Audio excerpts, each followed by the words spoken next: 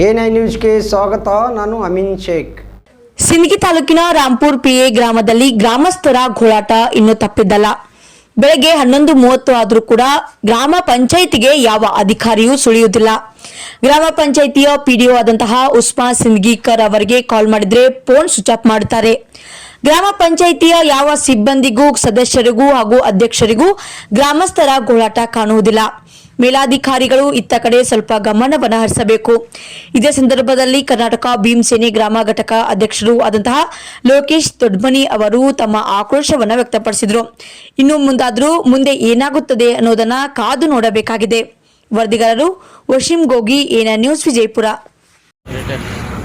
11:17 time.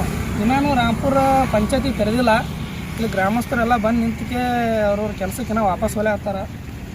ಇಲ್ಲಿ ಗ್ರಾಮದವ್ರು ಎಲ್ಲರೂ ಕಲಿತು ಚಾವಿ ಹಾಕಿ ಕಂಟಿ ಹಚ್ಚಾರ. ಈಗ ಏನಾದರೂ ಯಾರೂ ಅಧಿಕಾರಿಗಳು ಬರಲಾಗತ್ತಿಲ್ಲ. ಫೋನ್ ಹಚ್ಚಿದ್ರೆ ಪಿಡಿಒ ಫೋನ್ ಸ್ವಿಚ್ ಆಫ್ ಅದ.